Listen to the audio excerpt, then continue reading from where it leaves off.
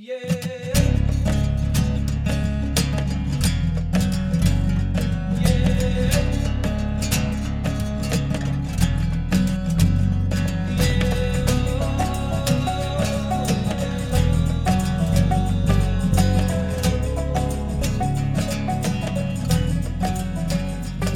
to this week's Into the Wilderness podcast.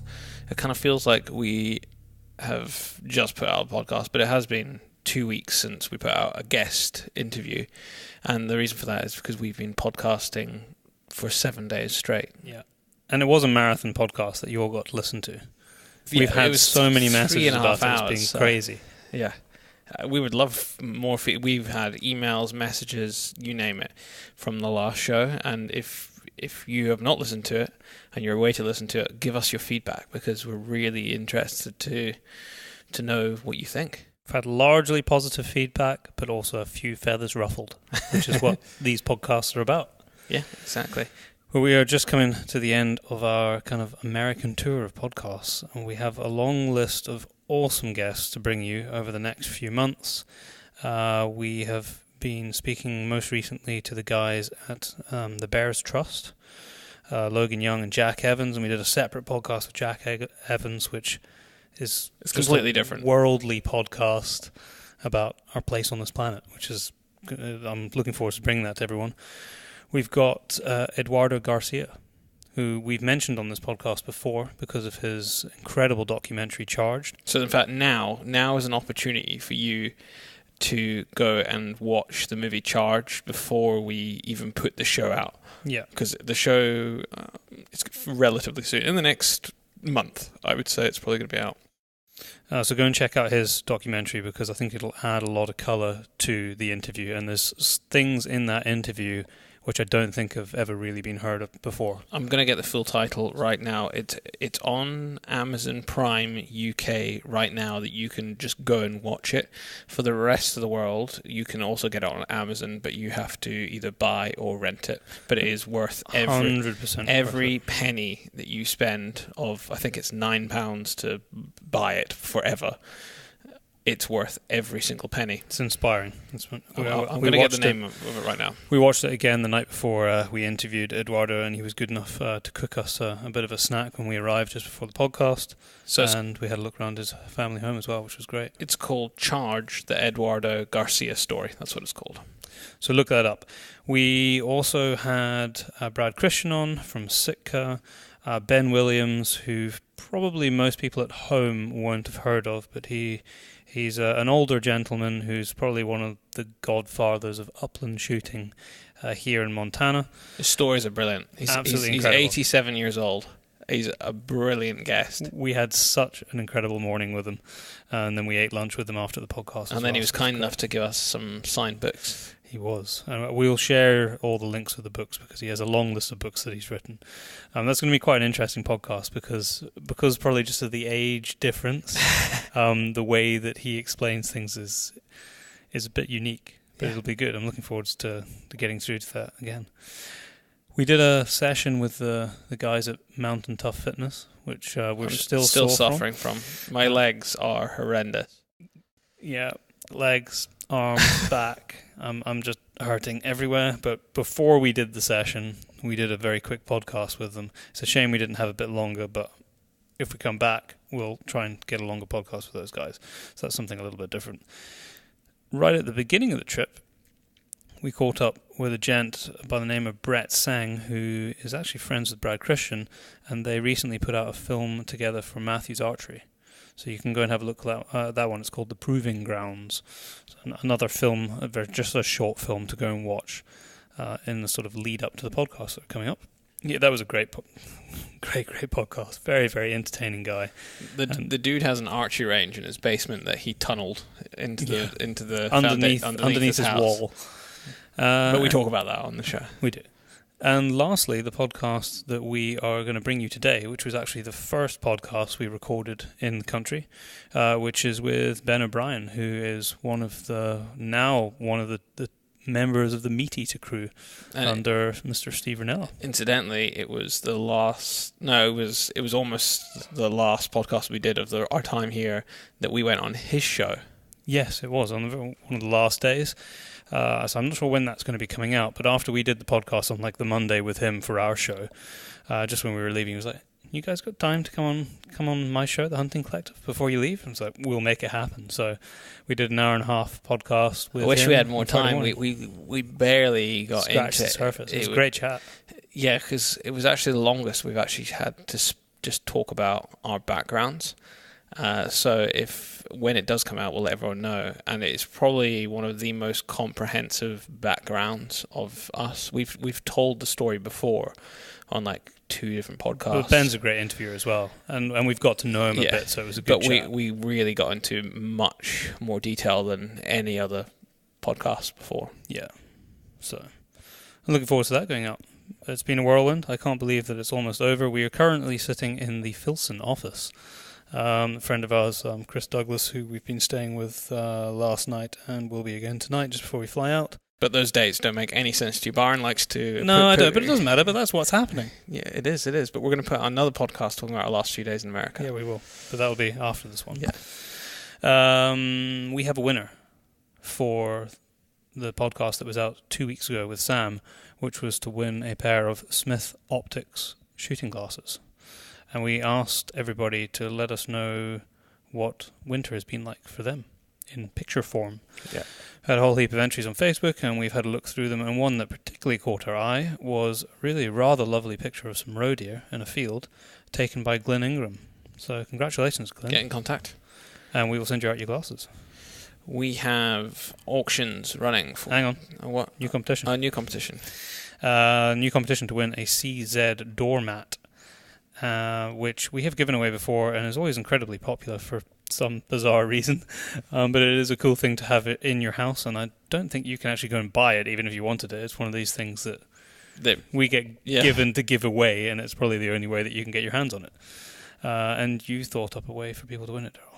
Basically, just share the fact that you are listening to the show. We actually get tagged in these kind of posts all the time anyway. Normally people like screenshotting and watching it. So however you want to share it, be it Instagram stories, an Instagram picture, a Facebook picture, tag us, tag the pages, however you want to just share the fact that you're listening to the show, do it, and then we'll save it, and then we'll pick someone from random. That's nice and easy. Yep. It's always nice to see that people are listening to the show and enjoying it. Yeah. And actually, for some reason, in the last 2 weeks, we've had a lot of those. Yeah, we have. Yeah. People listening to the show. An unusual amount. Yeah. So, yeah, just even if it's, we've had ones in the past where it's someone's listening in the car and they've just taken a screenshot of their car radio of the podcast, even if it's just that, however you are listening to it and just sharing it. Make sure you tag us so we can see it. And then to what Daryl was talking about, which is really rather exciting. We mentioned that we were going to be starting it on the last podcast, which was that our auctions have started to raise money for the camera traps for the pangolin research in Africa.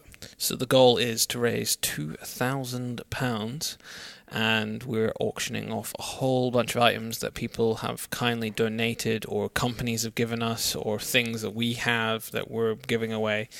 And it was already started, so I think the first one that went up was some signed Donnie Vincent DVDs. Yep. So currently I know the top bid on that is £50. That one probably will come to a close in the next few days, but we have another DVD exactly the same that will go up. So as soon as that auction closes, we'll put the second DVD We also have a lot of Gerber. It was a whole allotment of it was like a combo set of Gerber knives, tool saws and everything. Bigger knives valued at well. about over £100. £100, and that's got a number of bids on it. £60 it might be up to.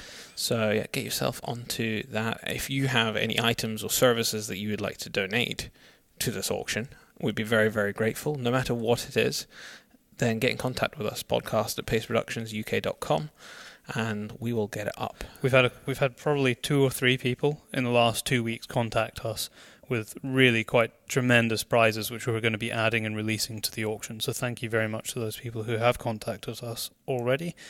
All of the auction items are on our Facebook page. So if you just go to the Pace Brothers Facebook page and have a look at the photos or most recent posts, you will see pictures of the items, and all the information with regard to how to enter. But if you want to look at it all in one place, then just go to our website, thepacebrothers.com, and right at the top you will see Pangolin Auction. Just click it. Everything about what we are trying to achieve is on that page, along with all the auction lots which have been released to date. We obviously don't want to exclude people that are not using social media, so the auctions go on Facebook, and then you can comment below, putting the price of what, and it all explains on our website how, if you don't use Facebook, how you can kind of put a bid in, and we'll sort it out for you. We're basically, you just email us, but trying to make it as easy as possible for everyone. And like Brian said before, the money is for camera traps, the £2,000, and we're going over in April, and we will hopefully have all those, well, we will, guaranteed, we will have those camera traps ready to go, and we're going to take them out ourselves and give them to the people on the ground. So none of the money that's being raised is being used for us going out.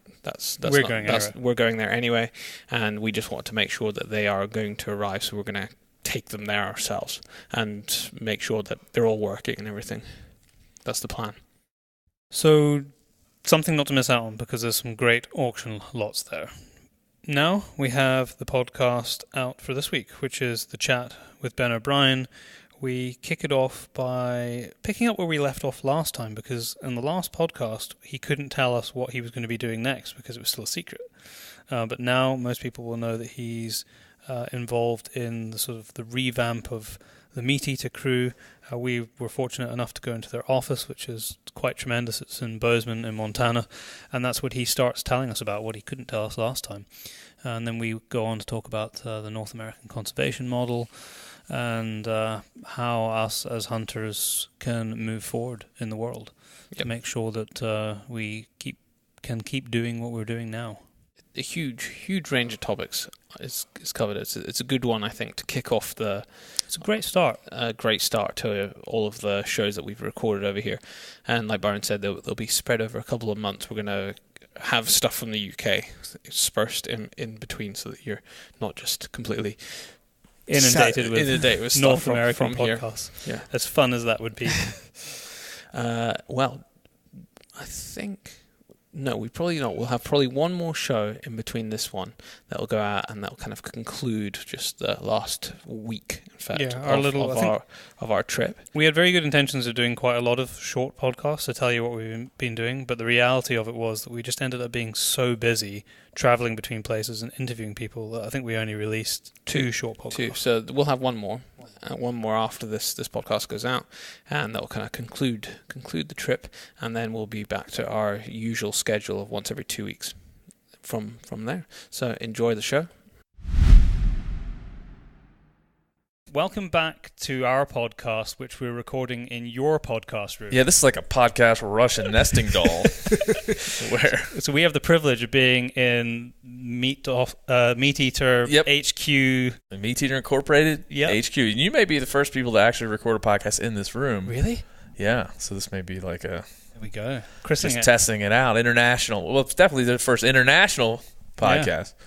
But yeah, no, this room just got finished and painted, and they're going to soundproof it, and it'll be, I'm sure we'll record many hundreds of podcasts in this room. I have no doubt. And last time we spoke, we were just saying this just before we started recording, you couldn't tell everybody on our podcast what you were actually going to be doing next. Yeah. So I think that's a pretty good place to start, because we are in this building. We are in the next. You couldn't say that. We're in the future now. Yeah. Yeah. So yeah, I mean, this whole thing...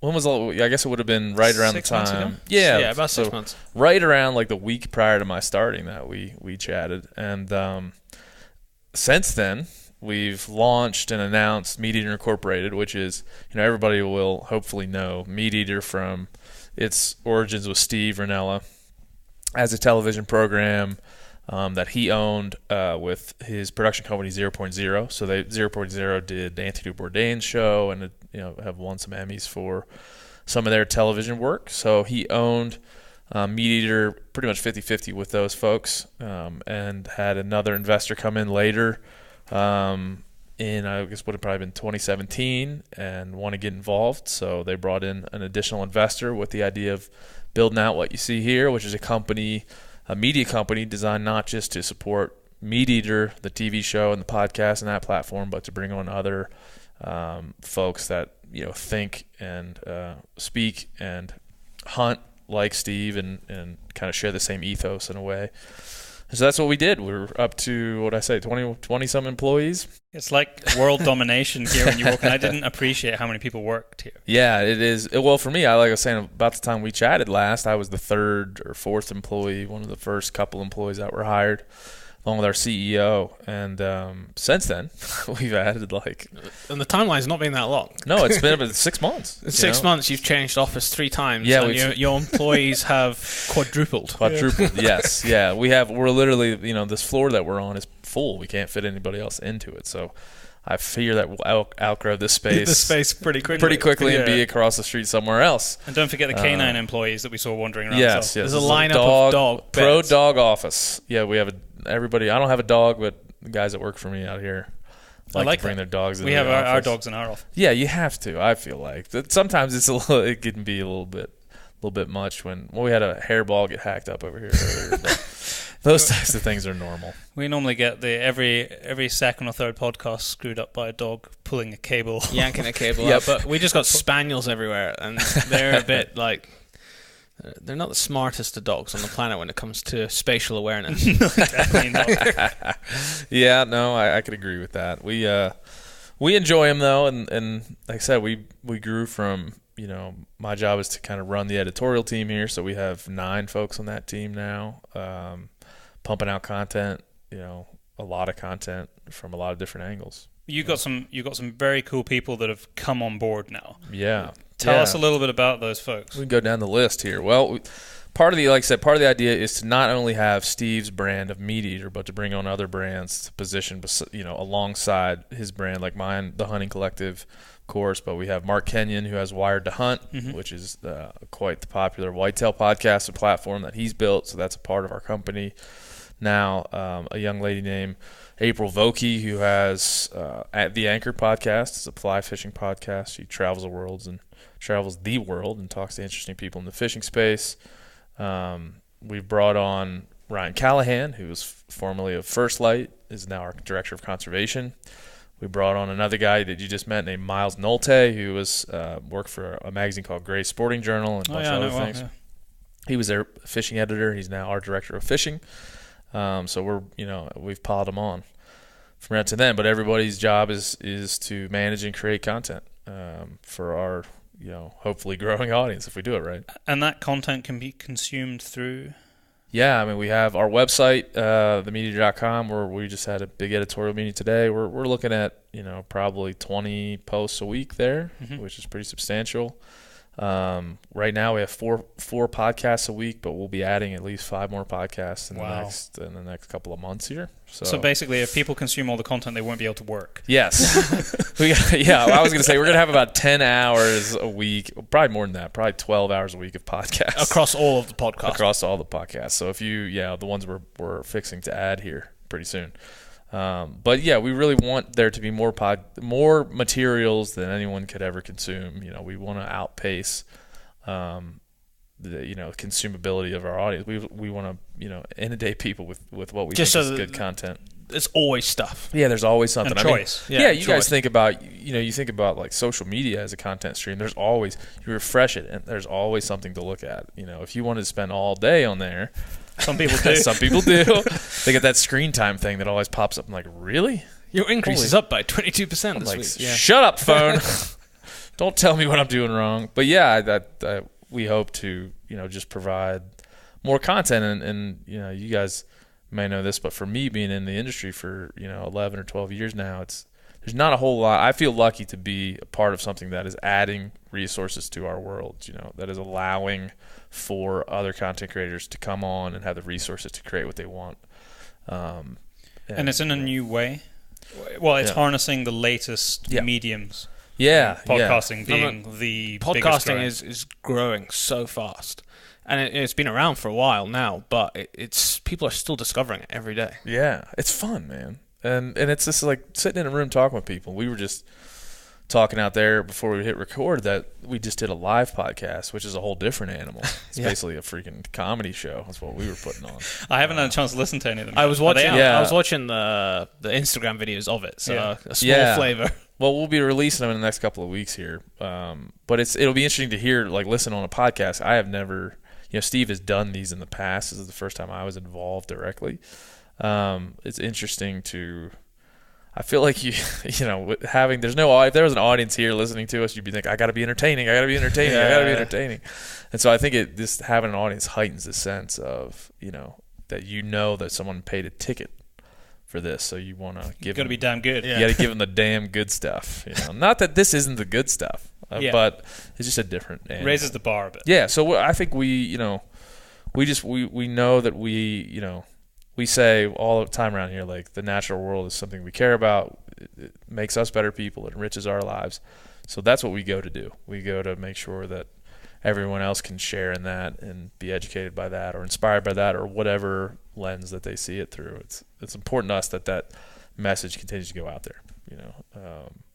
So I feel lucky to be a part of that. I mean, it could all blow up tomorrow, but it was worth a shot either way.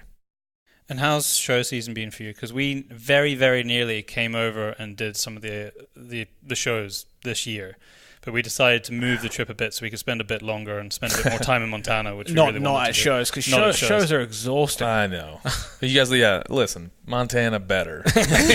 We picked good. Yeah, you picked well. Yellowstone or the sheep show. Listen, love me the sheep show, but I pick Yellowstone any time of the year.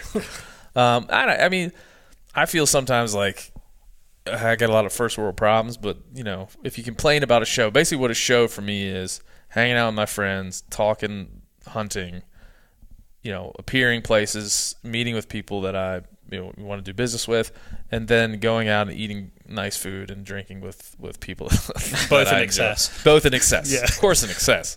But yeah, that's what the cadence kind of becomes. But it is, you're away from your family, you're in confined spaces. It is a grind. I mean, it's a 7 to 10, or job. 2. Yeah, or 2 or 3 or 4.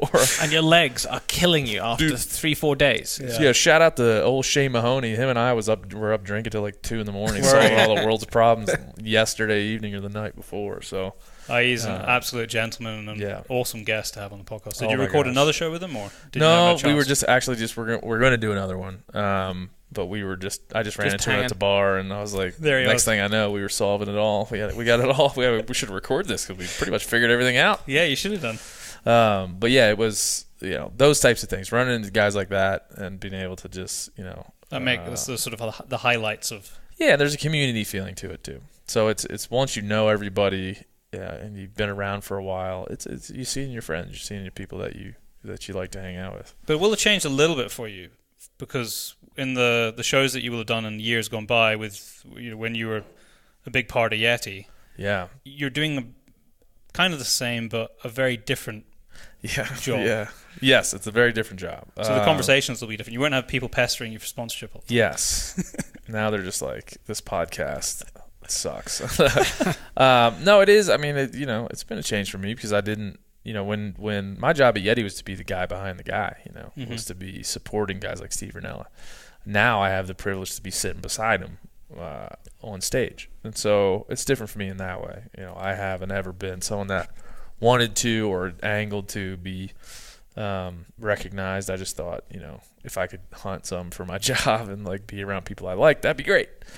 But my position here is more to be out front, so it does change things. What has been your view of the future for hunting in North America changed somewhat as a result of these? I don't know, what podcast are you on now? 100 and something? No. 48. 48. As a result of your 48 extended conversations with generally awesome people with great knowledge, because it does sort of reshape it does for us all the time. It kind of reshapes and makes you reevaluate your own thinking. Boy, I would be impervious if it didn't. Yeah. I would if I said, I'm pretty much the same. No. 80 hours of conversation with smart people. Are you more optimistic than?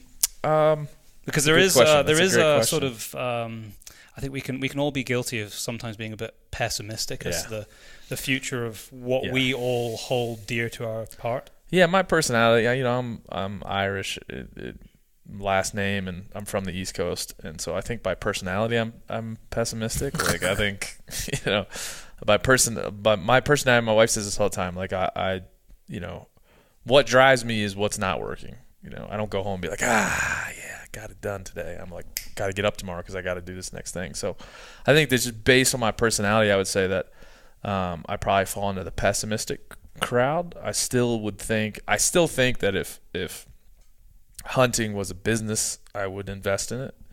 If I had to look at a future stock, I probably wouldn't. But that all being said, I just got done, doing a show in front of 1,000 people, and those people it was amazing, the diversity of those people, their stories, where they came from, what they were inspired to do because of the content that Steve and crew have put out and that I've been able to put out. So like those, if I've been changed more by that, just this recent interaction the last couple of days, seeing the actual listeners, and knowing that it does have an impact on people, that is certainly, even though my nature is to be pessimistic, and some of the numbers and facts are still that haven't changed. But there's definitely a movement.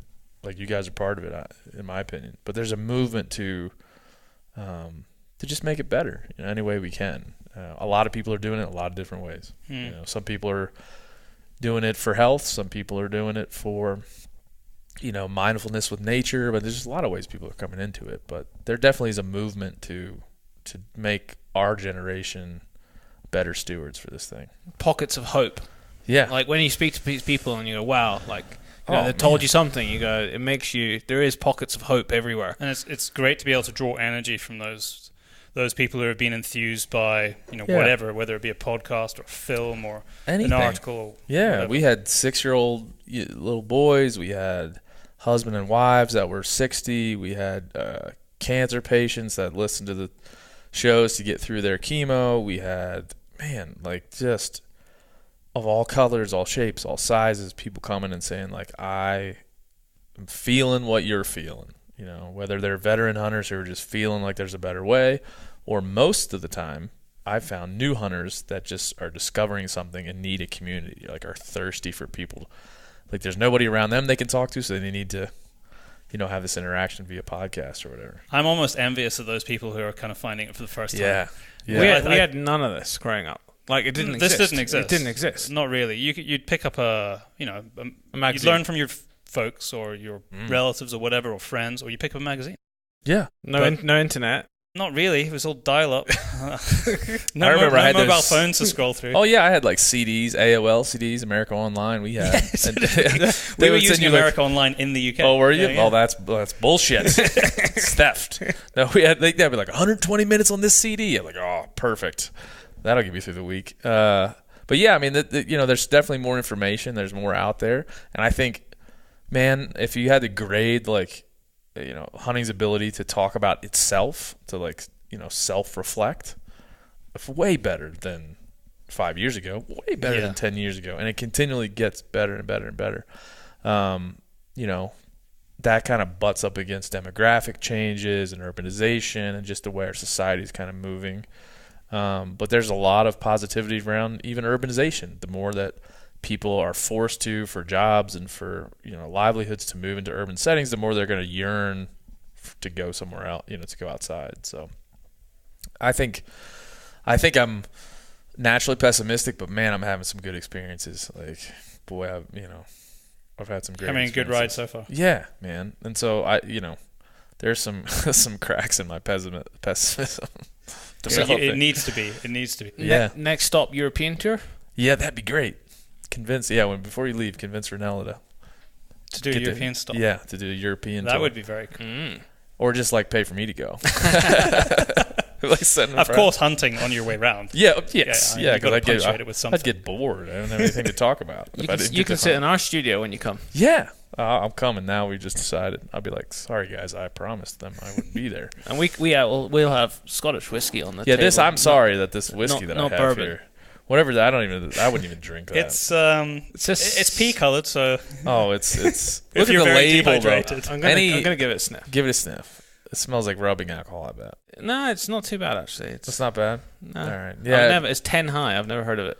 I think it came from. It's got a high quality plastic screw cap. Yeah, I mean I feel like it might have came from like Target or Walmart or something. It's Sour Mash. Oh God. Just that you could just tell by like the way the bottle is shaped and what the logo looks like. The label's been put on Squint. Yeah. Oh yeah. The label's actually. Oh yeah. Yeah. Yep. Do you think that was relabeled and put on by hand? Yeah, I don't know, but it screams quality. It's an artisan. It's an artisan bourbon whiskey. Yeah.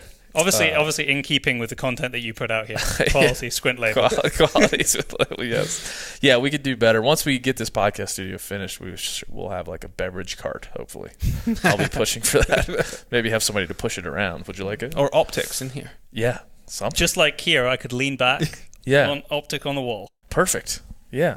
We might take a listen. Forget about the soundproofing. That needs to be first. Yeah. I asked if we could just hang bear hides all around. That would be perfect soundproofing. Perfect. I know. I asked the dude who was just in here like an hour ago. I was like, "Guy, you think we could just hang bear?" He's like, "Yeah, that probably would work." Muskox on the roof. That's what I'm saying. One bear wall, one muskox wall. I got some like wildebeest and different things. I think you'd be the only podcast studio in the world that had its soundproofing with skins. Yeah, eco-friendly. It would either look really cool or kind of like some tacky mansion or dungeon. Yeah, some dungeon, some hairy wall dungeon. Like it would be terrible. So from hairy wall dungeons to more serious matters. Issues that you are facing in North America right now, what's the sort of the number one thing that you and team are kind of concerned about when it comes to portraying the message that we often talk about and the kind of conversations that you have with your guests? Yeah, I mean, what's been good about joining this team is that I think I've been able to gather so many different perspectives from people that have been doing this for a long time, and these guys out here have all been around. So one thing that I've benefited on is like more education on micro issues that I probably would have glossed over in favor of my own personal leanings, which is like the broad, how do we do this better? Well, we can't be experts in everything. Yeah, no, but I think it's still, to me, it still comes back to healthy ecosystems and habitat management and doing those things right. I mean, here, we certainly could talk about public lands all day. Yeah, we will touch on that actually. Yeah, because it's an issue that probably needs fleshed out a bit more especially for the European audience. Yeah, because there's less of it. Yeah, and so I think for us, we're focusing now. There's a case in Wyoming called Herrera versus Wyoming where it's going to the Supreme Court, but it really revolves around tribal rights, like different tribes and their right to go and hunt on different public lands, and how we vet those rights and how we grandfather those in to the modern day. So that's one thing. We're looking at the flyways. We're looking at how the Atlantic flyway is suffering a little bit right now for us. That there's less ducks and geese in the Atlantic flyway than there's ever been. Is that a migration corridor? Yeah. So yeah, and then we have this other two other flyways in the Midwest. There's a lot of large duck clubs that are flooding a lot of rice fields and refuges that are pulling ducks from other places to kind of shift that flyway. And so we're looking at those issues every day and discussing them. How do we cover this? What do we do? What's the best way to tell people about this and interest them? Still making it fun, because we don't want to be depressing. Not everything is on fire. Yeah. So issues like that have come to bear for us. Where we're like, let's drill down a little bit further and see how we can paint a picture of how hunters can really be a part of healthy ecosystems, and like, what are we doing that we're not. Like, what's the why on big giant duck clubs where dudes just fly in from all around the country to shoot ducks, and they're flooding all this land. They're changing the way ducks migrate for personal, really personal gain. What impact does that have? Is that a good practice? It is good practice in a way that it makes money for the outfitter or the person that's putting that on. But is it good for that flyway? Is it good for us for that resource? So we're in a meeting earlier and talking just about the sustainable use of a natural resource, and like let's stick to that. Let's be firm on that, and let's talk about that more. Looking at all the different angles. It has to be sustainable use. Yeah. At the very minimum. I mean, that sustainable is, we've had this conversation before, but sustainable, I think, needs to be the default position because we can never be participating or do anything that is not sustainable. Yeah. Because that seems ridiculous. Yeah. Whereas 10 years ago, that was what everybody was striving for or 10, 20, 30 years, it's always been sustainable because we were for many species and habitats in mass declines. Yeah. We're trying to pull things back from the brink. Not everything is safe, but a lot of things have had great success. Yeah. So it's like the next step is no longer being sustainable. Yeah. It's making it flourish. Yeah. Yeah. No, I think, again, like you say, the baseline is sustainability. And so I really believe that, like, if we're able to, as hunters, somehow spin it that, this is a privilege, and part of our responsibility within that privilege is that the ecosystems in which we hunt, the individual ecosystems and then the greater whole, needs to be healthier because of our actions. That's something that we will not budge on. And if we see somebody in our world, again, like I said, I mean, big duck clubs can be very profitable. Big outfitters who I didn't know this. What you're telling me now, it doesn't really exist at home. Yeah. You might dig a splash and feed it a bit, but it's someone might shoot it with a couple of their friends. Yeah. But it's largely wild populations that are pretty well dispersed. Yeah. So we don't have the big duck clubs. We might have wildfowling clubs, but that's just shooting birds that are moving in their natural their natural pattern anyway. So we've had this proliferation of large outfitters or clubs that are big landowners that are doing things to manipulate where the ducks go, right? They want more ducks on their place for whatever reason they want them. And that's part of hunting. You're trying to, at some level, manipulate the resource to your spot. That's what you would like. Whitetail hunters are building these perfect habitats for whitetail, in which whitetails would live. It's probably one of the best examples of that. Yeah, yeah. And so that one ends up being a great boon to the whitetail, because whitetail now has more great habitat and more places to live. People are planting food just for them. They're cutting timber just for them. They're tracking, their age range. With ducks, I had a couple people come up to me at SHOT Show and want to talk about, a couple people I really respect that are legends in the duck world, come up and want to talk about this flyway issue and want to talk about how these large landowners are flooding fields and, butting up against refuges and pulling more ducks into where they are, which means the ducks weren't where they used to be. And those things change the way that we interact with ecosystems. That's just a good example, the one I can think of right now at least, of here's the thing that we're doing to get better hunting that may not, I can't prove one way or the other at this point, but we are going to investigate this, but may not at the end of the day be the best thing for the ecosystem or the resource. Right? It may be like, it's great to shoot your limit of ducks in 5 seconds, and like that's great. Yeah, have a big success rate. Yeah, have your big success rate and clients fly in from all over the country, but that doesn't if it ends up not being good for the resource, then we have to at least address it and say, hey, look, here's what you should think about. Don't stop doing it, but think about this. Yeah.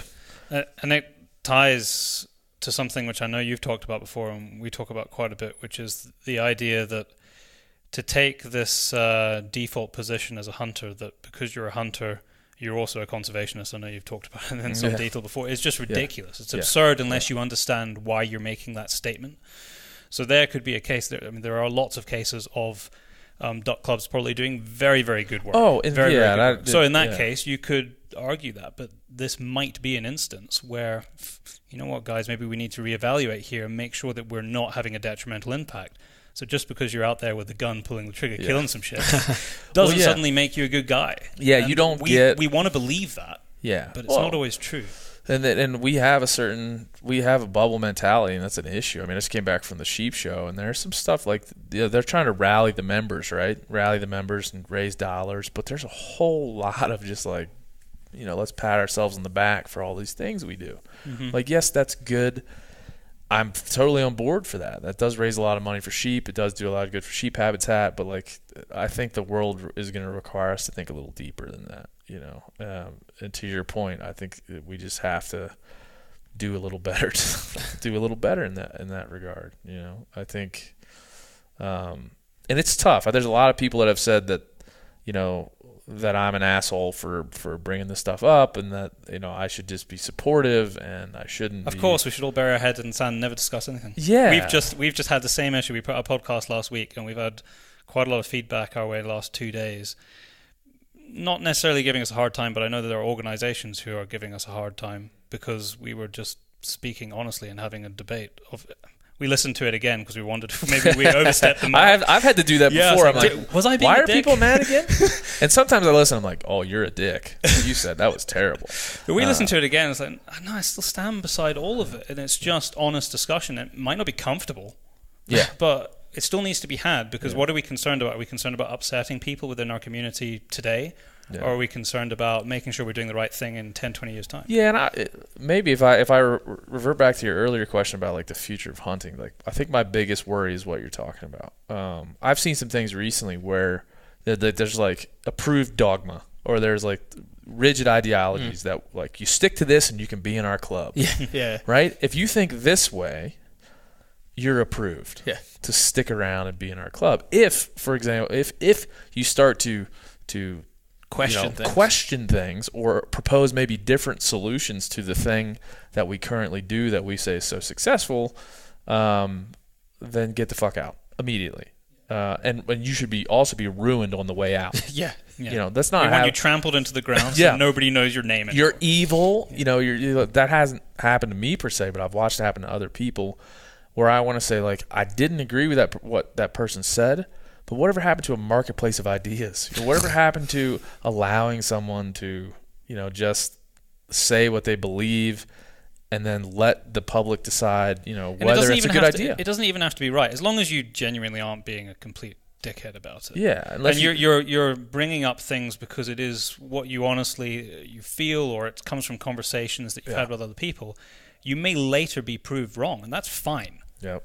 Well, I've been proven wrong before. Yeah, exactly, to stand and be corrected, but at least then it creates the discussion around the table. Yeah, the conversation becomes the important thing. And if we're so rigid that we can't have a conversation with someone that we feel is wrong, if we can't let them in the door, if we make them stand outside and shout at us, like we're never going to get anywhere. And so I think that's the American society is just going that way anyway.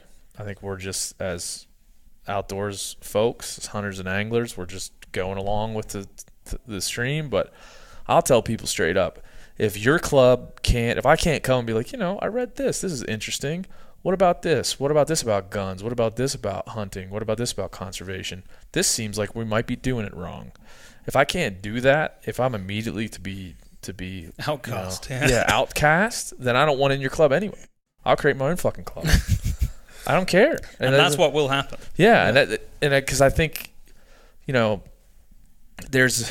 I'm not gonna say like there's a revolution that needs to happen, but I feel like there was certainly an evolution. And an evolution, and there was in our country there was a revolution at the turn of the century, around some really shitty things that were happening. Like we were killing all the animals for market reasons, and a group of people got together and they were hunters, just so happened to be hunters, and changed the course of this country because they felt they needed to. And I'm sure that at the time that was not popular.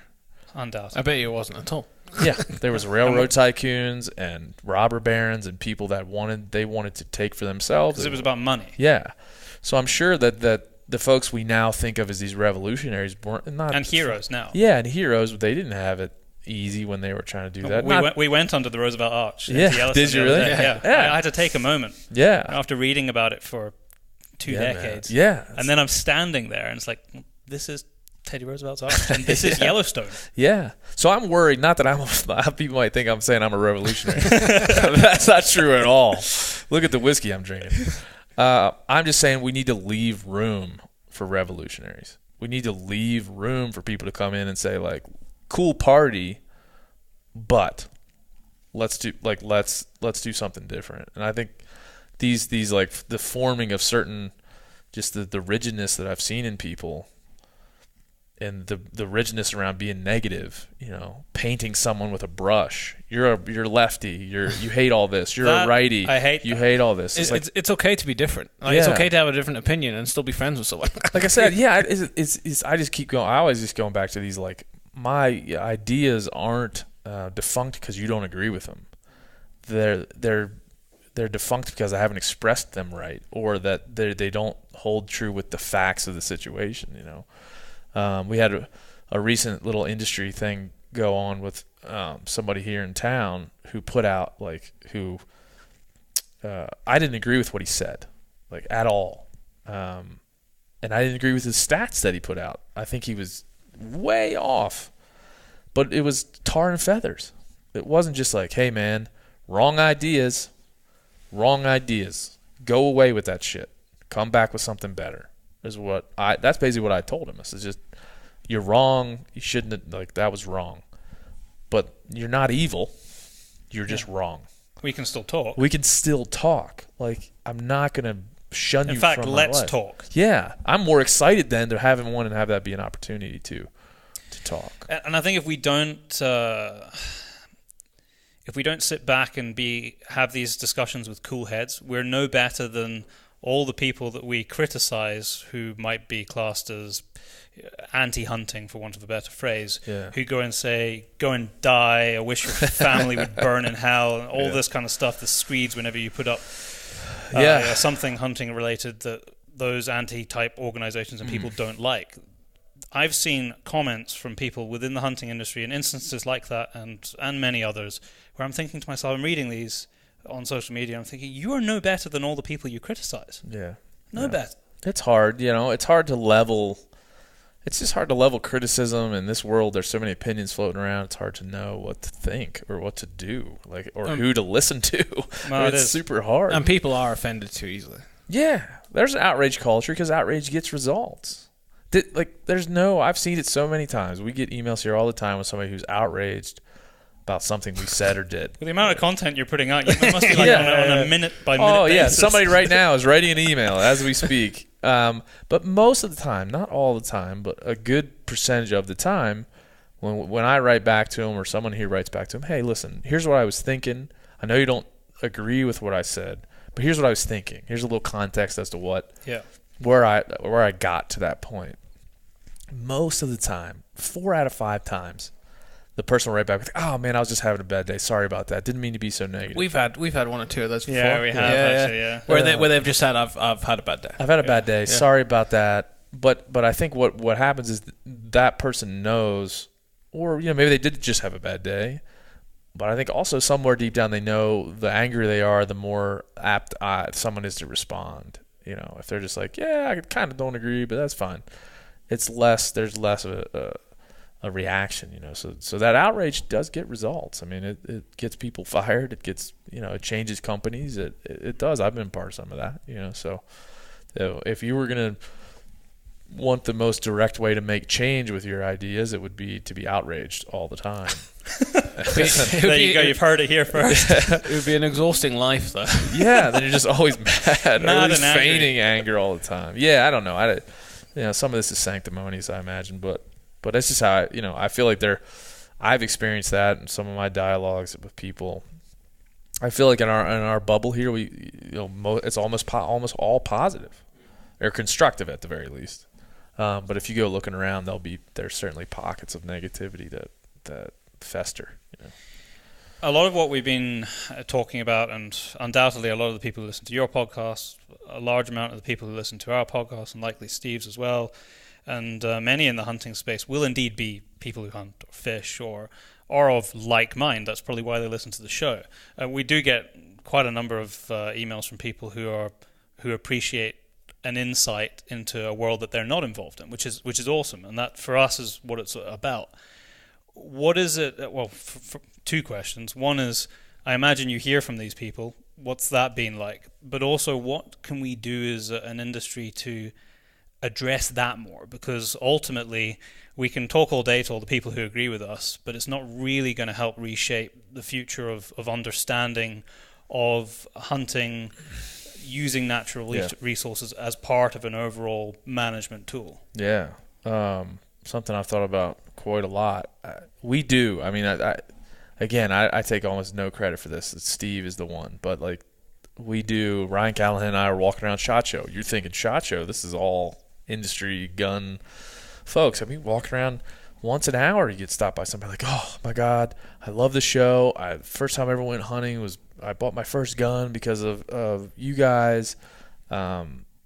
We get it all the time, and it shocks me the number of people that are not hunters that listen to this stuff. Like you said, I think it's very much they just want. There was a young lady that was here in town that I met that was just telling me randomly at the grocery store. She was like, I listen just because I think what you do is interesting, and I would like to do it, but I just don't know that I'll ever have the capacity to do it. But I just think it's like way more interesting than anything I've ever listened to, and that's cool, man. And what I got from her, we talked at the grocery store for like 35 minutes because I'd like to talk. What I got from her was that like it's important that it's entertaining. Like it's important that we remember that it's fun, it's entertaining. Like there's so many like little idiosyncrasies and little interesting things about what we do that if we take it too seriously, we just gloss over that stuff. Yeah. And that's what I've learned recently is that like it's entertaining because it's films and things I've been a part of a lot of serious films that had a lot of really serious messages. A lot of great films. Yeah. But every once in a while, it's like be surprising, be unexpected, be entertaining. Understand that this is who we are, right? We're not just hunting robots that are out to make things better. We're people, and we have personalities, and we, some are more likable than others, I imagine. But that's struck me lately as something.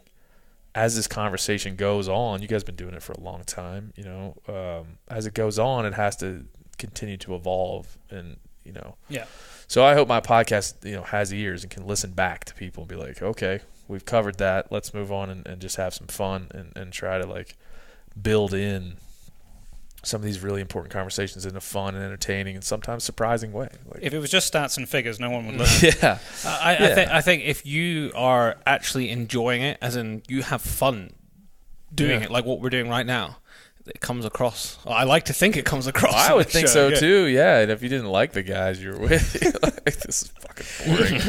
But yeah, no, I just think that's what podcasts I think probably have done. It let people in a room with a bunch of people that are just enjoying each other's company and drinking whiskey and talking hunting and asking questions that are important. So I think that to me, like when I first came into my podcast, I was like, I had a change the world mentality, which I still do, but I think I was a little bit naive in the beginning. It's like you're not going to change. It's a goal, though. Yeah, it's a goal. It's just like not going to change the world by stating I'm going to change the world. You just have to like find what you care about and really, and go at it, but listen to people. Education and information is key. Yeah, because then with information, people can make their own decisions. Yeah, I mean it's for us. We just did a live podcast where literally we talked about farting in the tree stand and I can't even remember like shooting great whites in the head with 22s and like we just talked about all kinds of pretty hilarious subjects.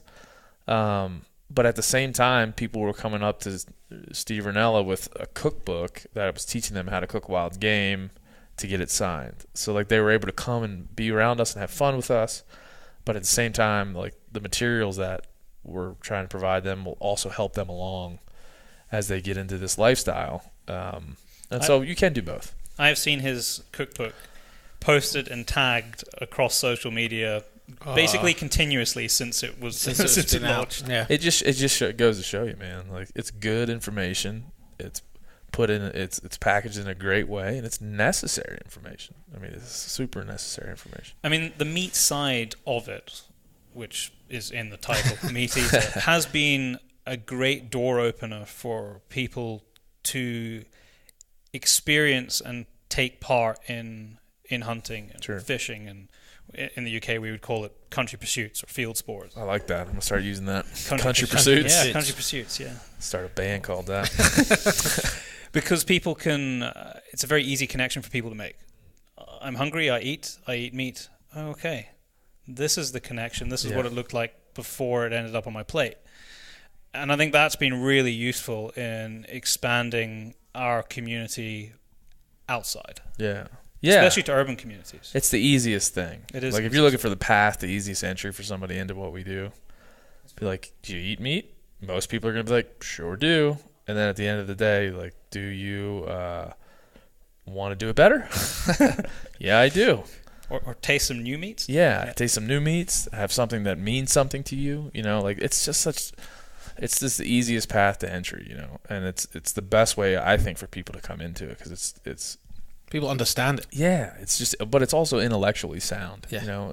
It starts in a way that like makes sense to the core of you, because it's not, and tastes good generally. Yeah, and you have to learn that. So I think Do you think there's a danger that we talk about the food aspect all the time. Yeah. I write about it, we talk about it on the podcast, we've had some awesome chefs and stuff on.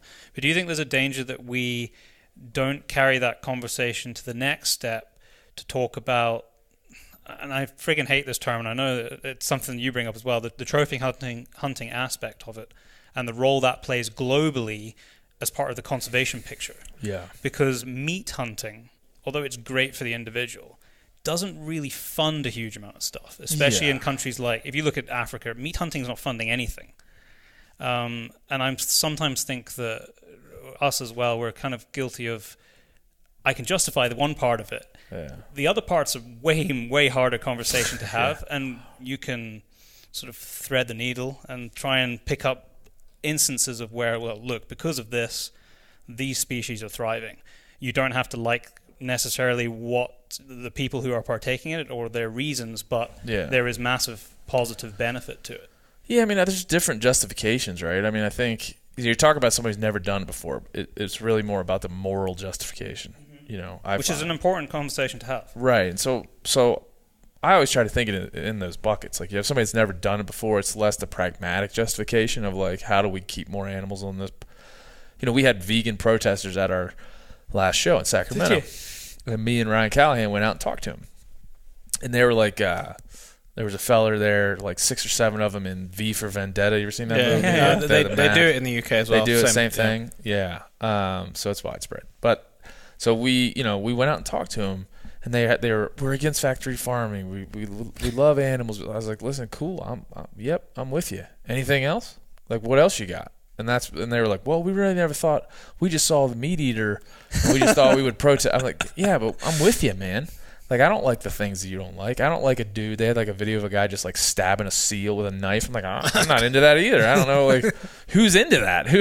Who are you targeting right now? That guy? Yeah, I don't like that guy.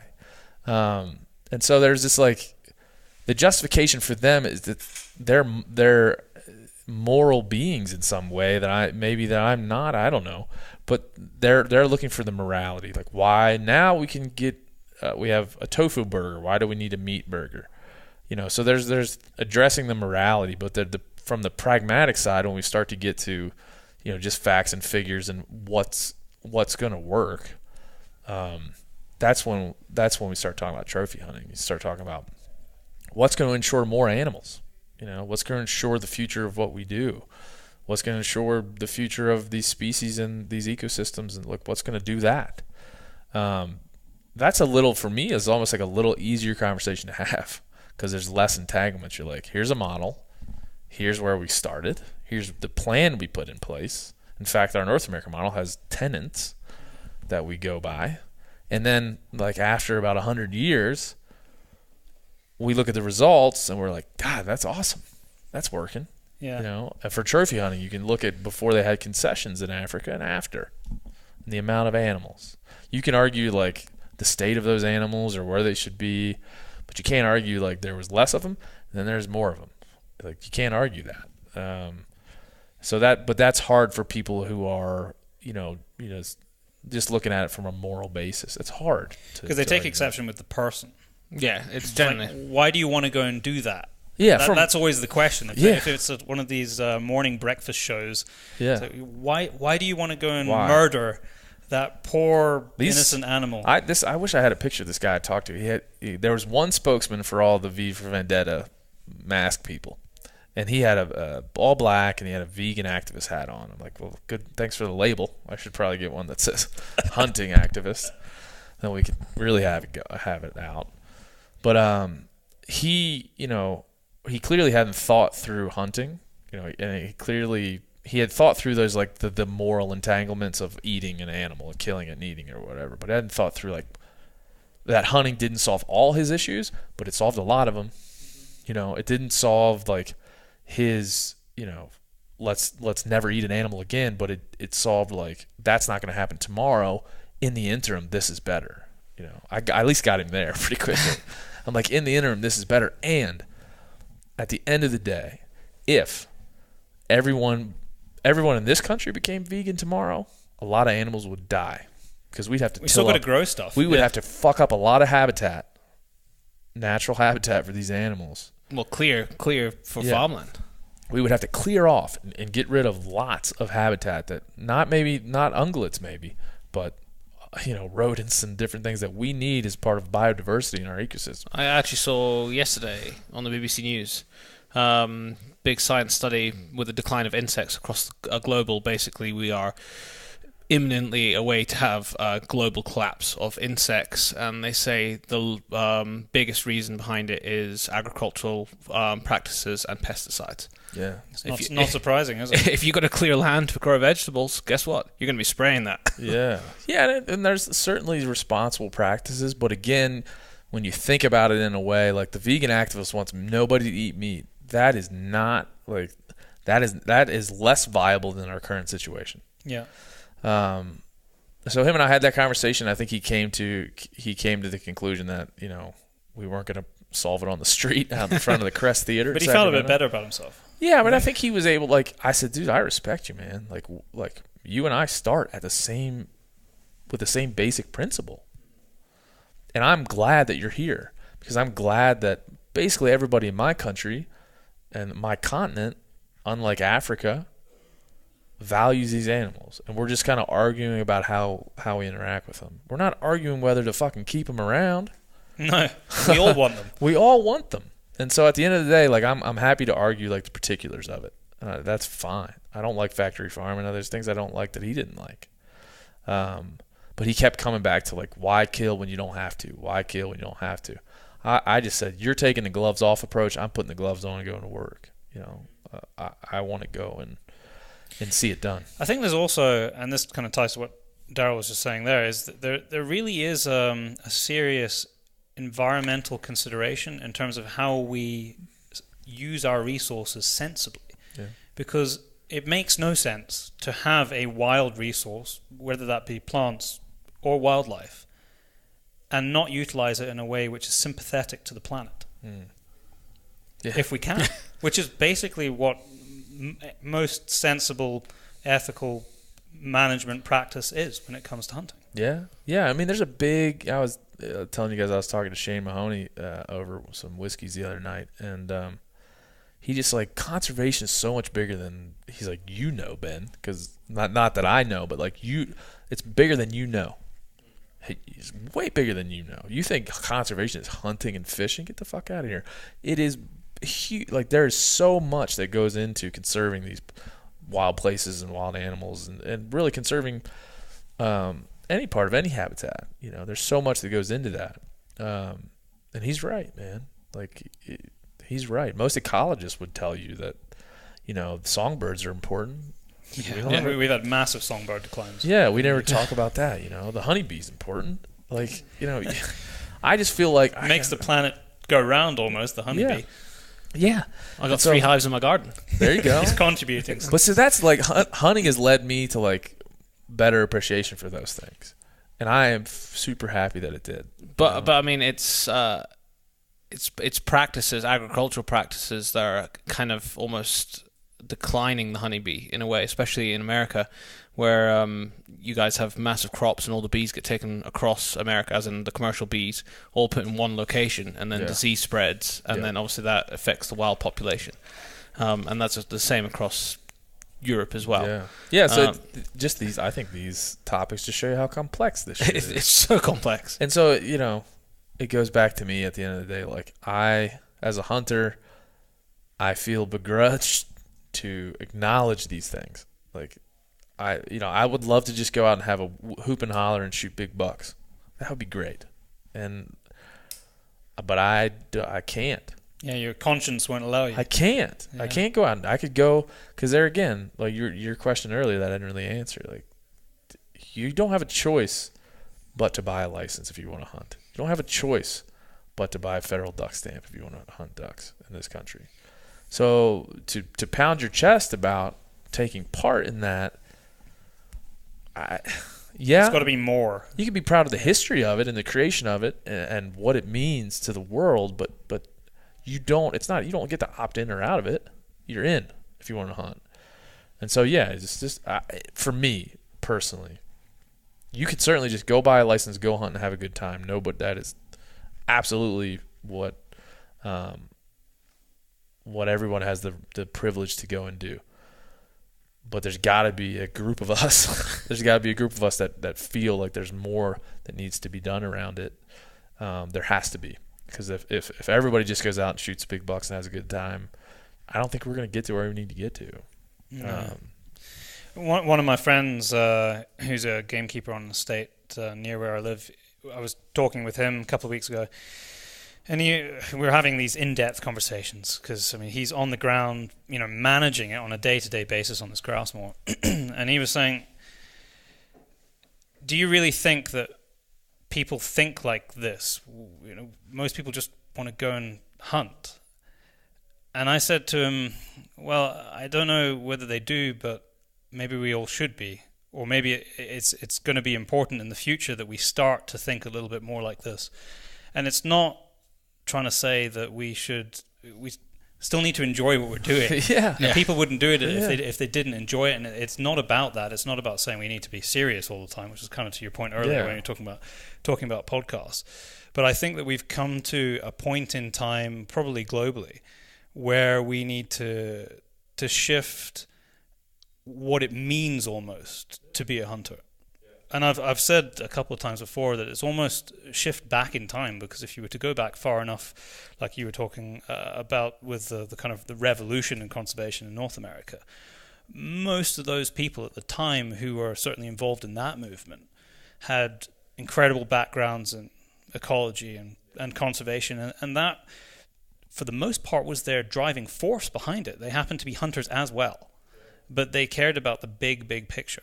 And it's almost like through time we kind of moved away from that, where it was just about our own, kind of selfishly, our own personal enjoyment, and not about the bigger picture. Yeah, in this country we have a representative government, right? We elect and ask people to represent the best interest of us. Go over there to the group of people that are doing the job and represent me the best you can. I vote for you. Go over there and do that. I think hunting needs to have that as well. There needs to be folks that are thinking about how we best represent, and how to best represent to the rest of the world, and folks that are devoted to that, if only so everyone else can just go have a good time. Because I've gotten, not a lot of hate out of that. We always read 100 good comments and one bad one, bastards. It's the negative stuff you remember. But I've had some negative comments around you're just, all you're doing is beating on hunters and virtue signaling you're better than everybody. I'm like, no, man. I get what you're thinking. I get it. It's hard to listen to some 33-year-old jackass talk about how to get how you should be better. But that's not the point of what I'm trying to do. I just want to start the conversation so we can all understand you don't have to be a part. This is not a requirement. No one has made these things we're talking about a requirement to go out and hunt. You can go, but just understand that this has to happen. Someone has to continually make us better at this, because if we don't have if the public perception continues to wane and our relevance in society continues to wane, eventually we'll have no power at the voting booth. We'll swing no opinions one way or the other. We'll become irrelevant, and then we can be eliminated. I think it was either the governor, I don't want to misrepresent, some high-ranking official in California recently said hunting and trapping is of a bygone era. We don't need it anymore. I read that. Yeah. I can't remember who exactly said it. I wish I would. But we had a lot of people in California, Sacramento, at our live podcast come up and say, what do we do about this? We actually have quite a lot of listeners in California on our show. We do, yeah. Good. And it's amazing how powerful public perception is, though. Yeah. And we've been shown that quite a few times recently in the hunting community. Yeah. And it both ways, right? Both ways. Both ways. We always feel it worse when it's against us. Yeah. So I would just say, I've come, again, when I started my podcast, I don't think I was aware of this kind of, I didn't think anybody would get mad at me for wanting to, like, throw these ideas out and talk about them. But now I do realize there's a lot of people that just like, hey, man, I've always hunted. My family's always hunted.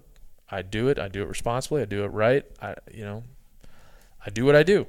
Like, I'm not on social media. I don't give a shit. I do what I do. Don't tell me don't tell me that I got to change my ways because you guys are fucking up over there. So I get that. And I get that perspective, and I respect it a lot. And my dad's probably the same way. He's not out there joining groups and doing things, but there's got to be a group of us that have to understand that we got to push. But I think the generations coming up now are probably more aware of it. A lot of that is just due to the accessibility of information. And new media. Yeah. I think people are also caring a bit more about not what's on their immediate doorstep, because we say it time and time again in the UK.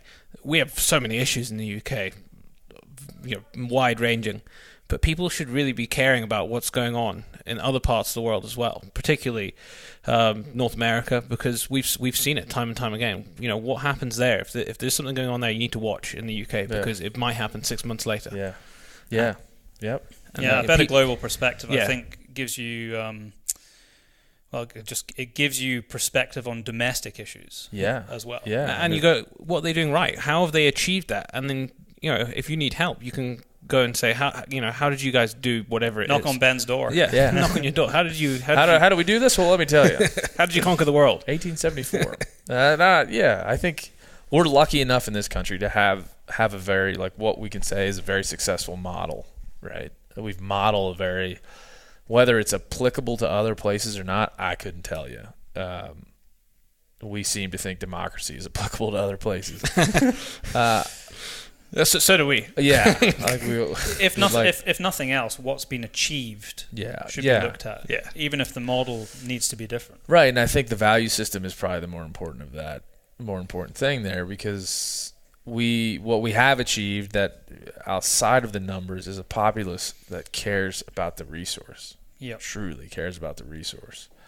And most folks are, if you would put to them, like, a harm done to wildlife or harm done to wild places or harm done to important ecosystems, they're like, fuck, no.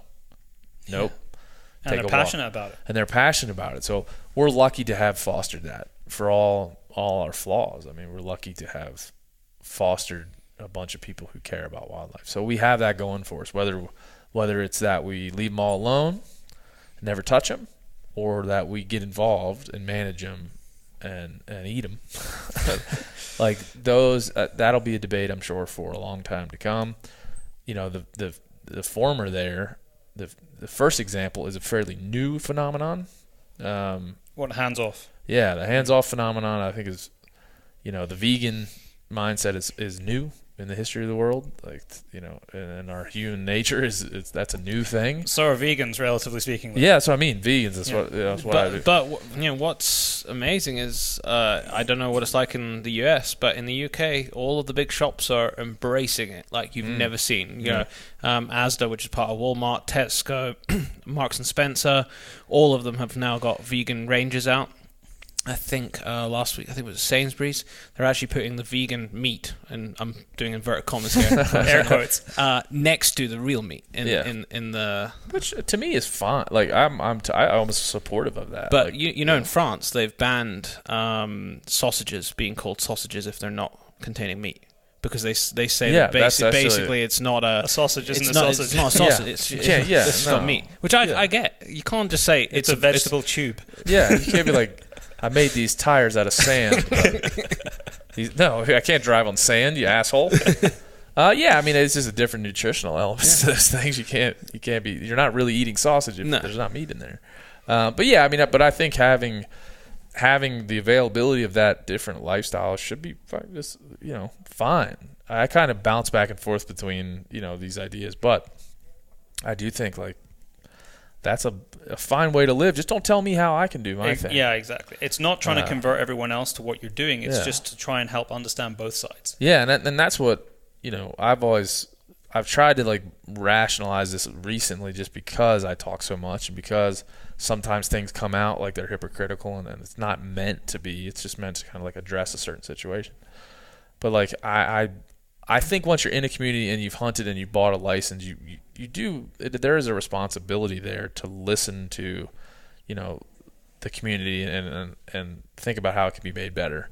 But if you're outside of the community, it's not for me to go to you and say, you better come in you better become a hunter right now. Yeah. If you don't become a hunter right now, you're an asshole. And that's what. And yet that's kind of the attitude of some people. That's the attitude of some vegans, though. Yeah. Well, no, both ways. Both ways, hunters too. Like if you're not hunting, then you're part of the problem. But that's not true. It's not true. It's just that it's not that the veganism or hunting is not. They don't both have virtues. It's that the person that does them and turns them into like, if you don't do this, it becomes a cult almost. Yeah, the vegan thing is bad that way. Yeah. Like if you don't do this, you're evil. Like, listen, bro. 97% of the world is doing something. Is eating meat. So and in far worse ways than I am. Yeah, I mean, if we were at a party and there was 100 people and 3 of them were shouting at the other 97, they'd get kicked out right away. You just leave. Like if you don't want to be here, leave. But that's what it seems like, and that's what I told the vegan guy in Sacramento. I was like, listen, man, like I don't disagree with your life, the way you choose to eat and the way you choose to consume.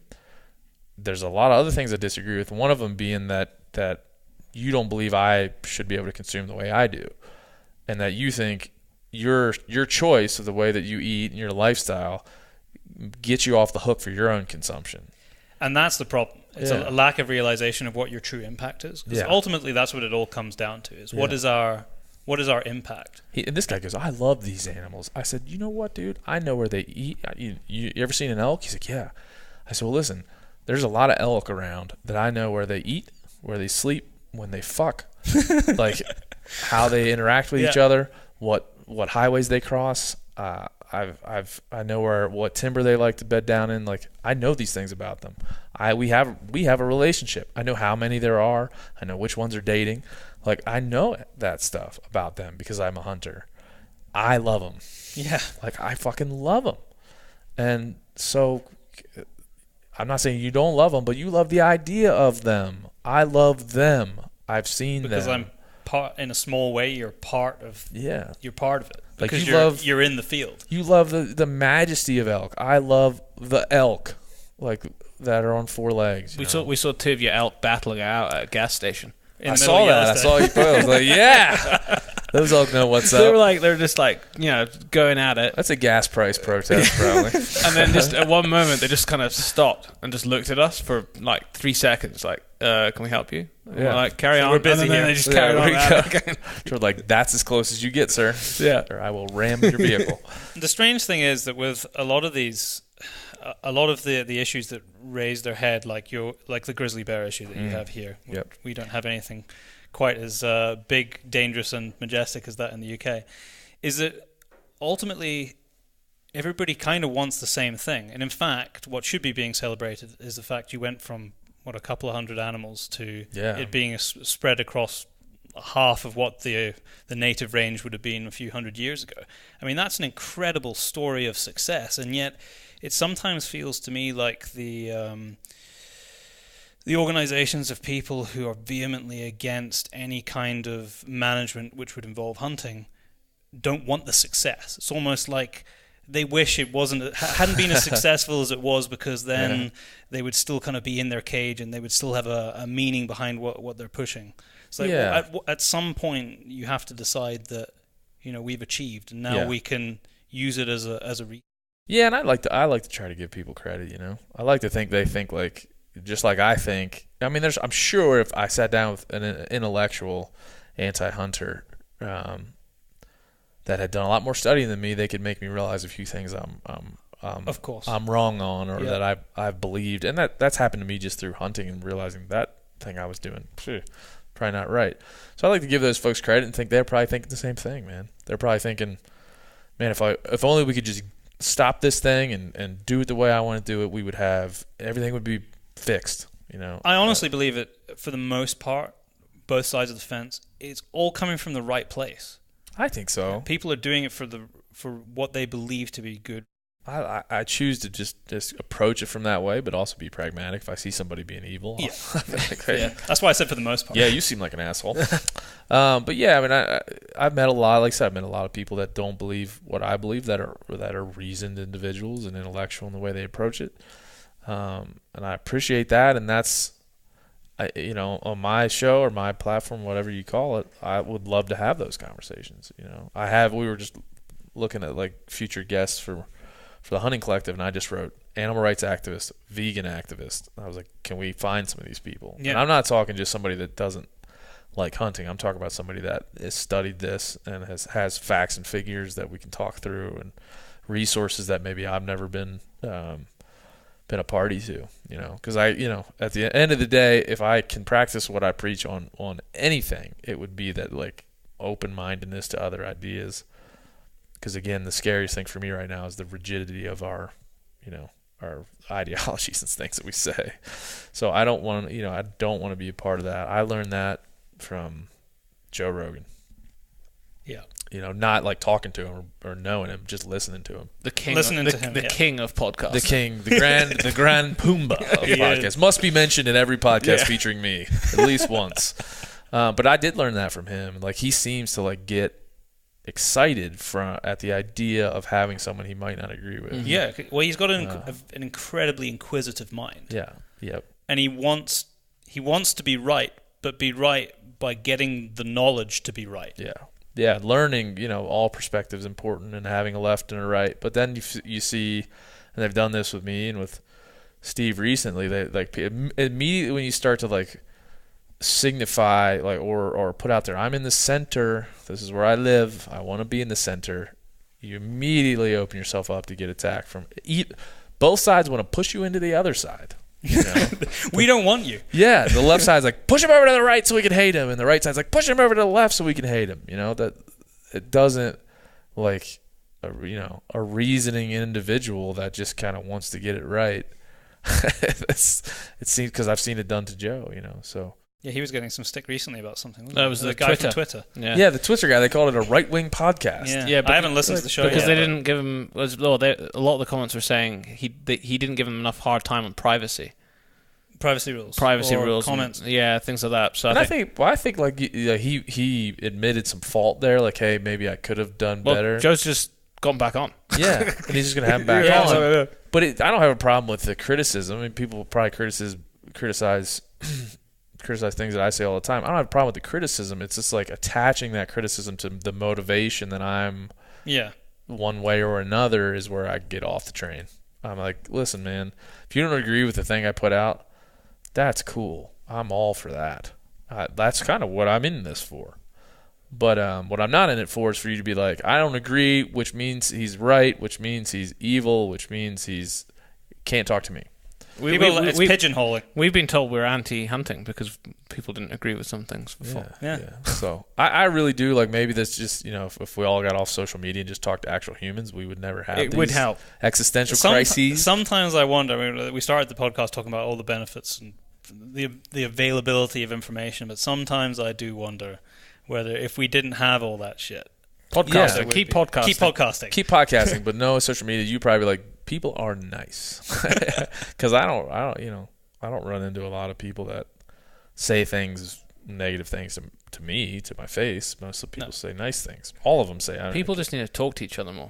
Yeah, but in real life, guys that do what you guys do and what I'm doing, like we open ourselves up to kind of like the beauty of the more perspectives. Like I try to answer and read every Instagram message or whatever I get or email I get. I try because I feel like that's important. God, that must burn a lot of your day. It's a burn. I got like 93 in there right now. I got to go get.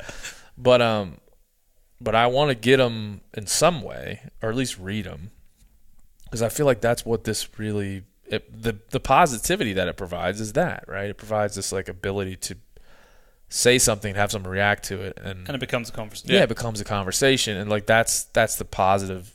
But then that opens up some doors you'd rather shut. But you kind of got to take that with, take your medicine where that's concerned, because it opens up this vast conversation that, like, my dad could have never had the perspectives I had in the 1 year I've been podcasting.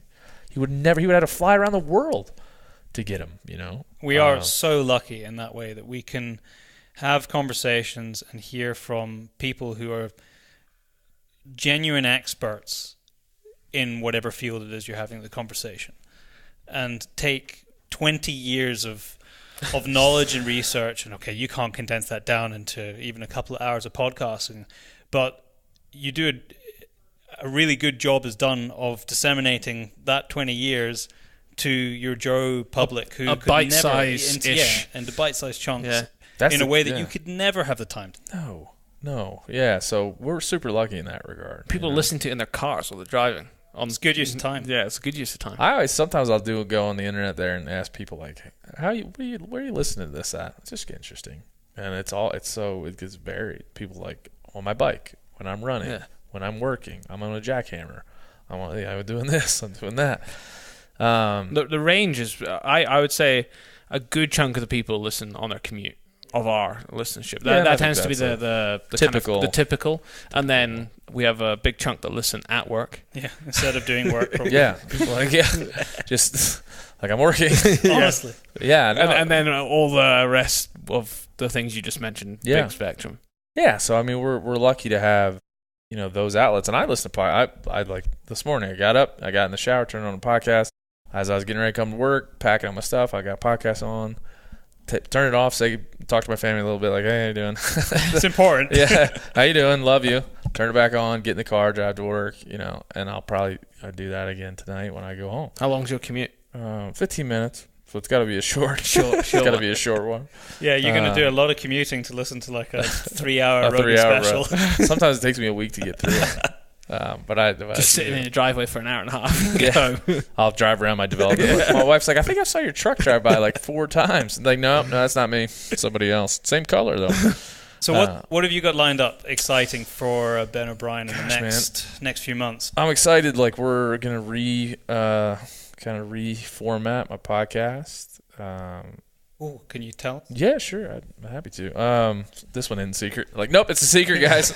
Sorry, tell you. No, I'm a big fan of. We talk a lot about here, like, what's a successful media property and like how do you do it. And I'm very much like want to just continue to change it and just test and push buttons and see if they work. And because I think that's don't press that button. With the red. What's light. this one? The red one?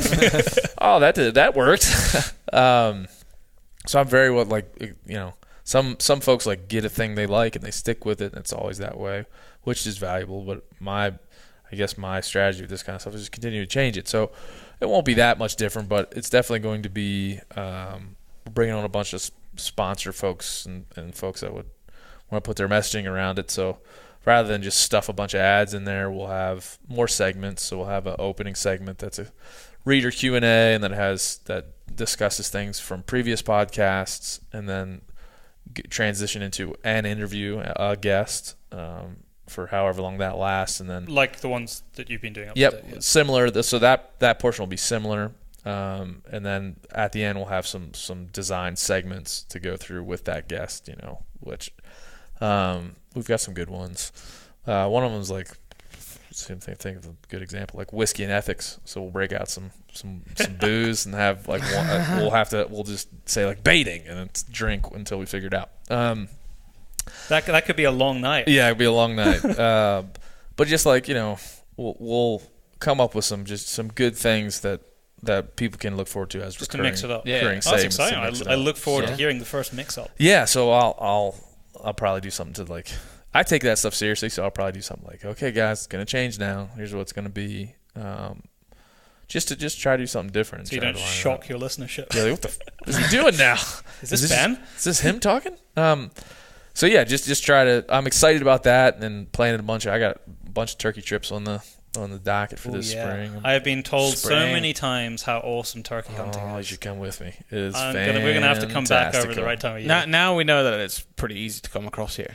Oh, yeah. As in the flight's pretty. It works like, well. It works well to come Oh here. yeah, I mean that's I've been on a lot of long flights, and I'm like, if I only got to sit on a plane for 8 or 10 or 12 hours to get somewhere, that ain't bad. It's a couple of movies and a nap. Yeah. I'm there. So I find that to be less intrusive than other folks. But yeah, so turkey season's going to be a big deal. But honestly, we're a content company, and somebody asked me the other day, like, what's your hunting schedule? I'm like, oh, man, I'm just not thinking about that right now. I'm thinking about what's my content schedule. Yeah. Of course, that'll include hunting, but You got to write. You got to do something to write about it. yeah, man. But I'm just excited to like have it kind of be my job now, where I get to go run around and do that stuff. And so I'll be launching a couple of like YouTube series type shows and some different things With you in them or with me in them. Oh, great! Are they out yet? Nope. We're just kind of throwing around a bunch of ideas about Okay. what we might do. So it's on the drawing board. It's on the drawing board right now. But yeah, stuff that I think will be a little bit different and be a little bit, that'll be a little bit different than what you see out there right now. So we're going to be seeing a lot more. Yeah, I in the think you'll next probably 12 see a months. lot more of me. Yep, that's for sure. Whether you want to or not, you can always turn it off if you want. But yeah, so I'm super excited about that. Like I'm lucky to be able to have that opportunity to go and do that. So that's on most of my mind space, if you will. It's taken up by like what cool things can we do. Plus the live show in London 2020. Yeah, live. No, it's the whole tour. The whole It's the whole tour. We'll probably do I'm going London. to call Steve about that next. Yeah, we'll get him before he leaves. London, Cardiff, like we'll do it all. Yeah. Yeah. Hit every major city in Europe. Pretty much, Yeah, yeah. done. Yeah, and we'll just hunt our way around. Pick it strategically, starting in about The June. season moving Yeah. around. Like, June bring a onwards. big cooler for all the meat. Ben, it's been awesome to have a chat with you face to face. Yeah. It's always very different. It was a great Yeah. podcast we did with you, which was very different to the one that we've had today when we spoke to you from the other side of the world. Yeah. But face to face is always better. And I think we've had a good chat today that people will be able to take something from. Appreciate what you guys do, man. Keep doing it, and come over here more often. Hang out with I us. think now we've tasted Montana. We've only been here for a few days, but I'm already thinking to myself, How many more days are you here for? we leave on the 19th. 19th. Yeah. Oh man, you're gonna kill it. Yeah, so we've been in Seattle for a week before. Oh really? Yeah. A bit of time Nice, there. man. Well, So, we spent some time with Philson, and then we were with playing with- Long-time podcast listener. long-time podcast listener who's a nice. sheriff's deputy, police dog handler. So we got to play with the dog. And that's cool, man. Well, enjoy Montana. Yeah, we will. If Tyler's being a very good host. is he? Yeah. Feel free to take that 10 high whiskey off my hands. Could be an interesting night. Well, yeah, when I was coming up, they'd call that rot gut whiskey. Yeah, I think that's exactly probably what it would do. Yes, yes, it would. And on that note, thanks very much, Ben. Thanks, and boys. hope to have you on again soon. All right, hope so. Thanks for listening to the show. Join us again in 2 weeks' time. Well, it will be 2 weeks' time, other than the show that will just slot in, including our trip to the United States. We've got a busy few weeks, actually, of filming. I literally get home at 10 o'clock in the morning, and my girlfriend picks me up, and then we travel straight down to the middle of England for a job. I don't even get to go home first. So yeah, it's going to be a busy... At least you'll be with your girlfriend. You don't need to go. True. But I am missing my dogs. Of course, they won't be with. Where are they? Apparently, Dad's agreed to look after Torrin.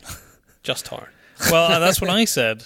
And Beth said, "Oh, Taka doesn't need looking after because he's an old man. It's only Torrin that needs like babysat." Okay. So yeah, I'll have to wait an extra couple of days. But it's gonna be. I think we're gonna be at home for the whole month, which is nice. But after March, it's gonna be manic again. Back on planes, different parts of the world. If you would like to get in touch with the show, it is podcast@paceproductionsuk.com. If not, you can...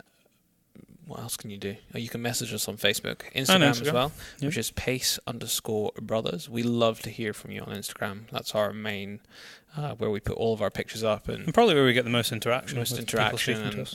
we put up stories all the time on Instagram. So if you really want to see what we're up to, like It's just raw stories, pretty- normally snapped on the iPhone. pretty up to date, then that's the way forward. And we encourage, if you don't use social media, just give Instagram a go, because it's kind of the best, I think, out of all of them. Yeah, there's not much junk on And I there. think there's a general consensus, because everyone we've spoken to generally says the same thing, that either they don't use Facebook or they're going off Facebook, but Instagram is what they like to use because it's just kind of you follow the pictures, the people that you know, and they put up the content that you expect generally. And yeah, that's it. Simple. It's happy. Our website is allthewsthepacebrothers.com, and you can listen to the podcast on a huge spectrum of platforms.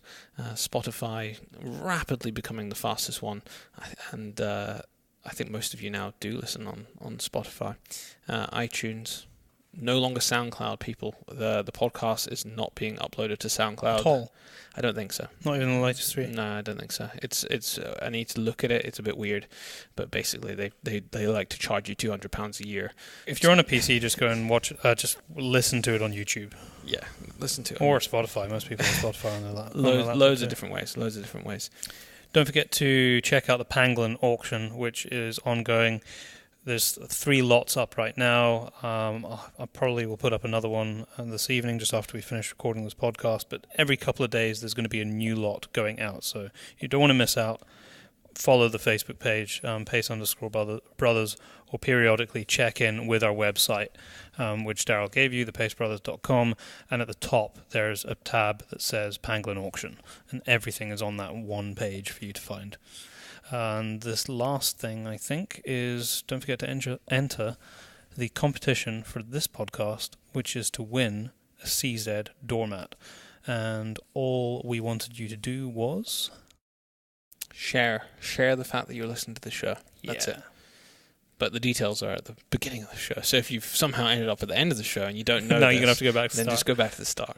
But we'll see you again in 2 weeks' time.